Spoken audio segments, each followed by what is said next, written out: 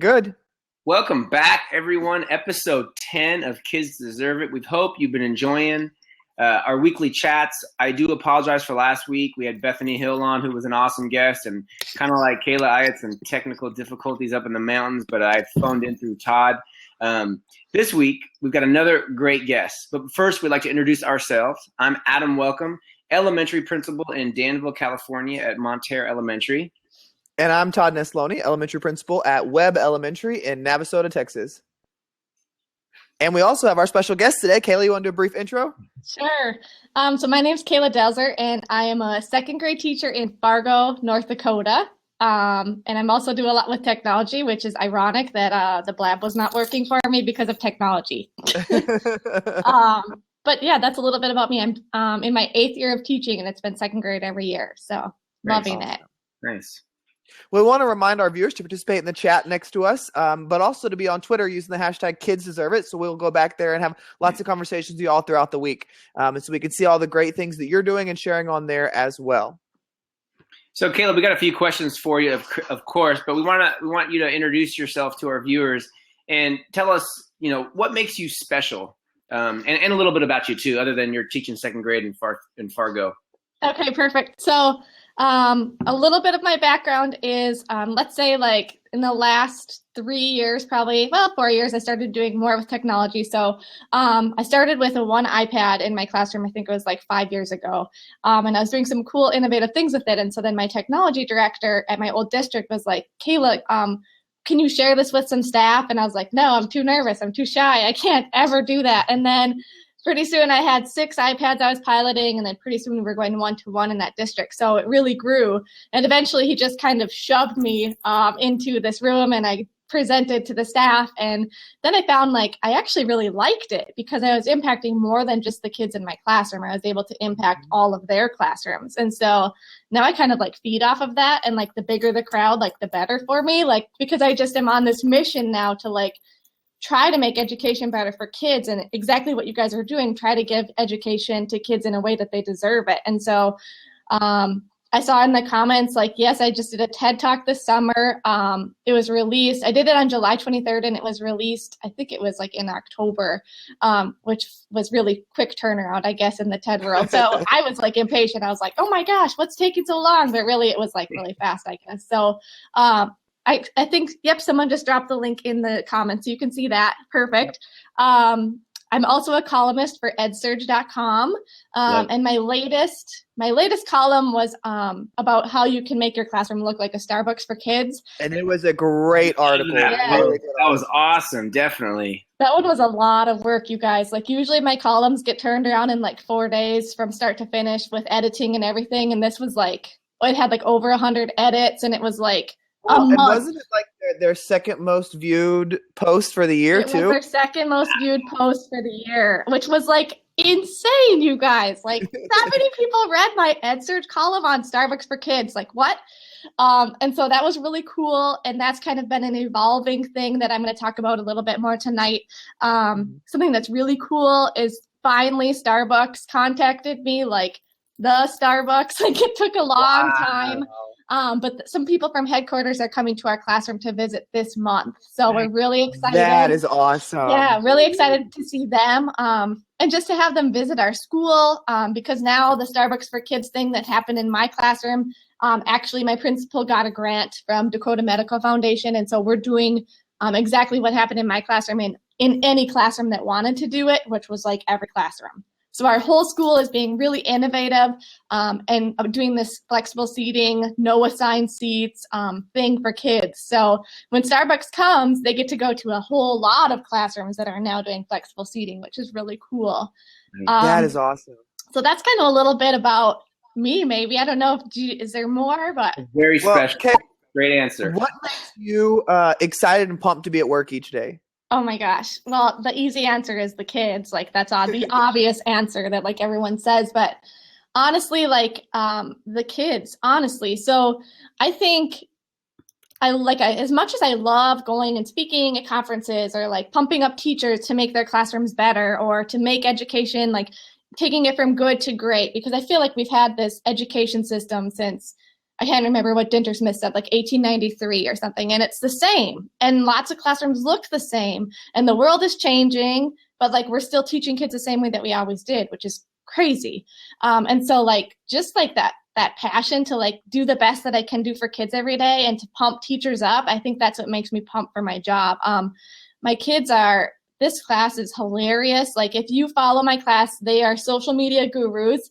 They are on Twitter at Tweeting Top Dogs, and they're on Instagram at Top Dog Kids. And I have an Instagrammer of the day. They share out all the time what we're doing during the day. And then I have a tweeter of the day. They tweet out literally all day things that we're learning. And that kind of has like twofold, like I think it helps make our classroom like really transparent and anybody can see what we're doing and do what we're doing. But I think it's also a good communication tool, not just for like parents, what's cool is now parents are tweeting to their kids during the day and seeing what we're doing. But like experts are doing like Google Hangouts with us because of Twitter, or we're able to reach out to lots of different experts, which is really cool. But I think it's just like a really exciting time to be in education, because there's this kind of paradigm shift happening from like teacher-centered classrooms to more student-centered classrooms. And so like my kids, definitely they run that Twitter account and they run that Instagram account and they love it. And parents are on board. And actually like beginning of the year, parents didn't understand, like they all approved, like, yeah, you can do it. Cause like, I just do crazy stuff. And it's like, they just kind of know that's what's coming. And so they were all like, yeah, you can totally do that. And then like at first round of my student-led parent-teacher conferences, I was like, okay, so have you seen the tweets? Have you been on our Instagram? And they're like, well, we have accounts, or some of them don't even have accounts. But we don't really know what it is. And so I thought like, okay, what can we do to get parents on board? And so we had this parent social media boot camp, and it was super fun. We did it at night.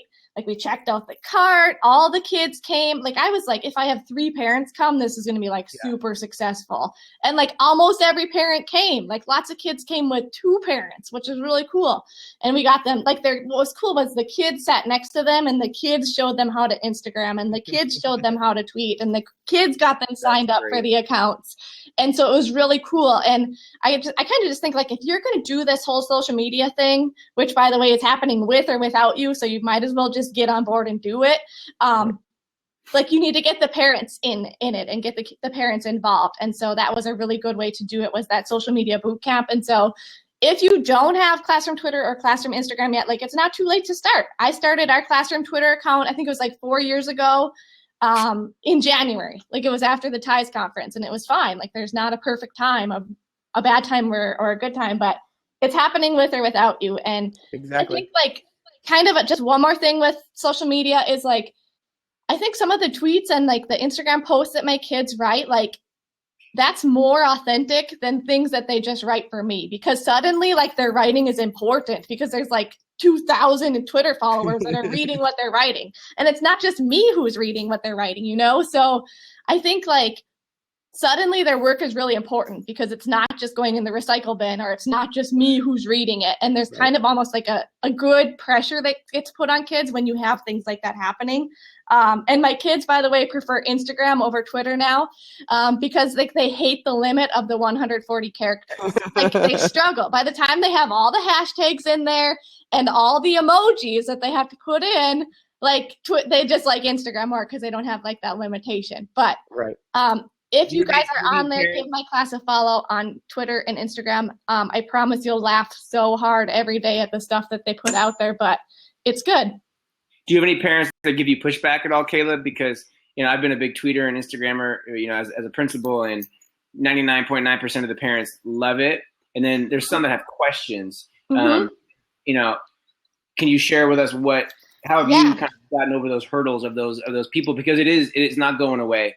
And any company you go to, non-tech companies, they have social media managers, and it's a job that is happening in 2016. So what's been your approach with those parents? That's a good question. So I think like the boot camp was huge, getting them in the classroom, showing them how we use it, just having that super transparency with them. Also, like I always talk about digital footprint, and actually this was part of my talk, was that 93% of companies now use social media in some way to either hire or recruit employees. So like something that's interesting is like if kids come with either a neutral digital footprint or a negative digital footprint when they graduate, they have a 7% chance of getting a job. So like when you kind of put it into perspective of like, I'm helping your kid build their digital footprint, like this is going to help them down the road because we have school to prepare them for the world when they leave us. Like, and I think like just for me too, like I always get like but they're only in second grade. Like, why do they need to worry about like that? That's part of their digital footprint. They're 7, like that's part of their digital footprint. So that is part of my job. And we can't just trust it that the media teachers are going to do it or that parents are going to do it. And I find more often than not that parents want that help. They want that support. Right. And so actually like we go through a digital citizenship boot camp here. Like we have 7 different guiding principles that we use. Parents know that. I send home a parent letter that says, here's what I'm going to be teaching your kids. Like I would much rather have them on Twitter actually doing it in an authentic environment than just like having an analog sentence strip Twitter wall behind me. Like that's not actually going to help them learn how to have authentic writing in Twitter and things like that. So just keeping in mind, like we're never going to share really private information. Like your kids are going to know what's private and what's not. And just it will always have their best interest at heart. And that really helps, I think. But you have to get the parents on board. You have to get them in your classroom. And same with administration in your classroom and seeing it too is huge because we obviously all know like that's where the buck stops. So you can have all the innovative ideas that you want, but if you're told that you can't do it, like you can't do it. So getting parents and administrators on board is huge. Well, Caleb, go ahead, Adam. At my old school where I was principal, in 3 years, we had 13,000 tweets. Oh my gosh. Yeah, so I tweeted a lot from our school account. And I remember times I'd be in a meeting and I would get a text message from my teachers.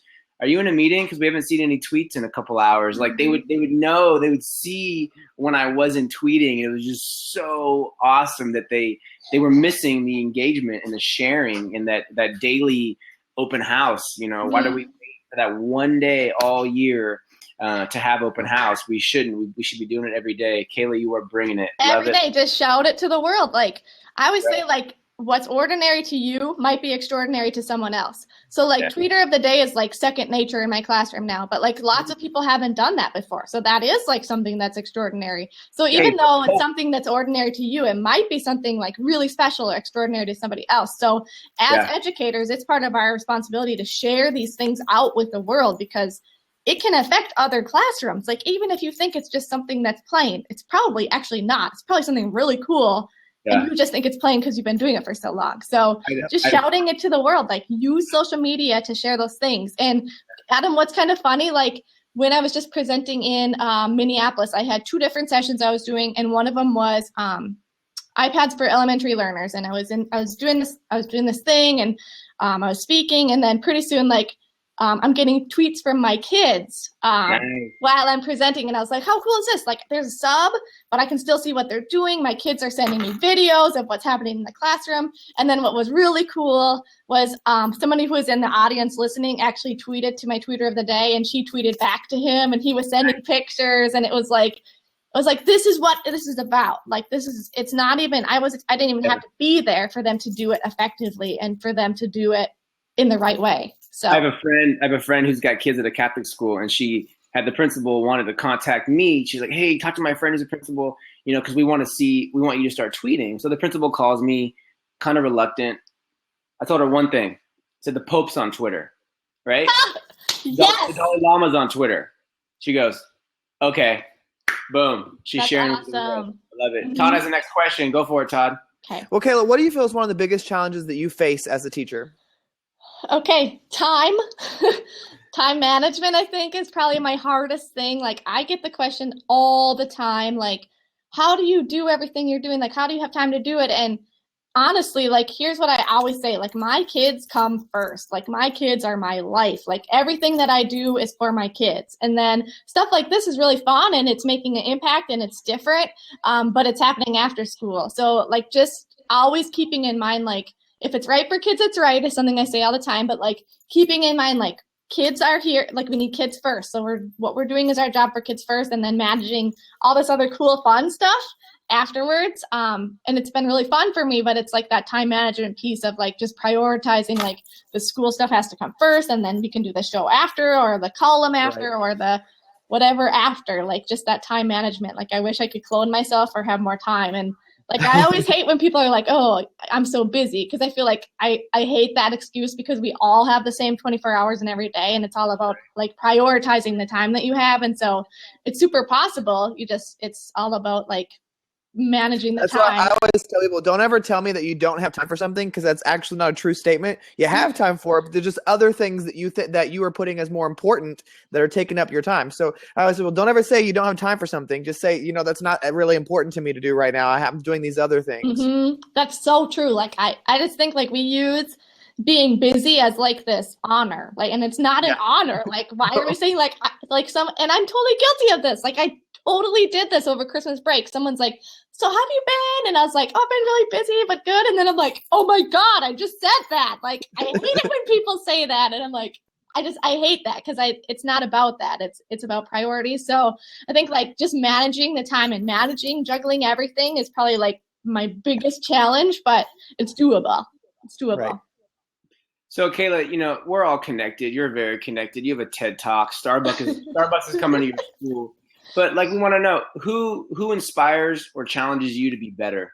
Oh my gosh, that's such a good question. So I sort of have 3 different mentors that challenge me and support me and really have made me sort of who I am.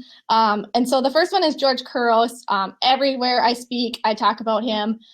He was the one who, like 5 years ago or 4 years ago, I met him. 4 years ago, I think, at Ty's conference, and like I heard him speak, and just like everybody else who hears him speak, like you cry, you laugh, like you leave, and you're like inspired, you're gonna just like go kill it in your classroom the next day. And so like I was just like everybody else who heard him the first time, and then we just kind of stayed in touch, and every time I hear him, like I learned something new. And he actually just came to my district in November, and he did PD for our whole elementary staff, which was really cool. So he's also my one friend who's like brutally honest with me and like really challenges me and kicks my butt when I need it a little bit. And so that's good, because I have a lot of friends who are just like everything's rainbows and butterflies, and sometimes you just need someone to be like, real, like give me some authentic advice here, and he's like that person for me. The other person that really inspires me is she's my best friend, Jen Jones. Her blog is Hello Literacy. You should probably have her on your show, because she's a Common Core genius /literacy / always doing what's right for kids. She actually just was in Fargo for a whole week. I saw the photos. I'm sure you did, because we splattered it all over social media. We had a really good time, and she definitely is someone I collaborate with on a lot of different things, and we're super similar in a lot of different ways. So just really respect her, and I just really appreciate her a lot. We're writing a book together, which is really exciting. Nice. So she's one who I collaborate with a lot, and we see a lot of things the same way. And then my third person that really inspires me is Brad Wade. I know, Todd, you know who he is. Adam, I'm sure you do too. His blog is 2 Guys and Some iPads, and he too, like he is on this mission, like just to make education better for kids, like a global mission. He just was in Hong Kong he's literally changing the world.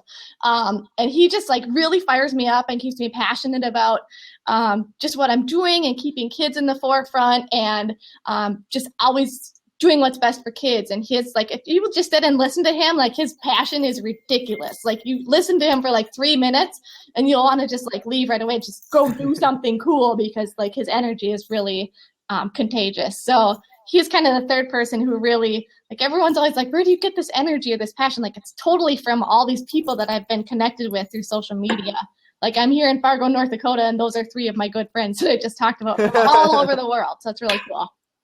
Well, Kayla, every week we like to kind of ask our guests to leave a challenge for the viewers of something they can do this week. So what is your challenge for our viewers today? Okay, so my challenge is, and I think Greg Smedley is in here, my guy, Greg Smedley. So Greg and I have a show, the Greg and Kayla show, and we don't do it like monthly. We do it like every 6 weeks or when we can do it.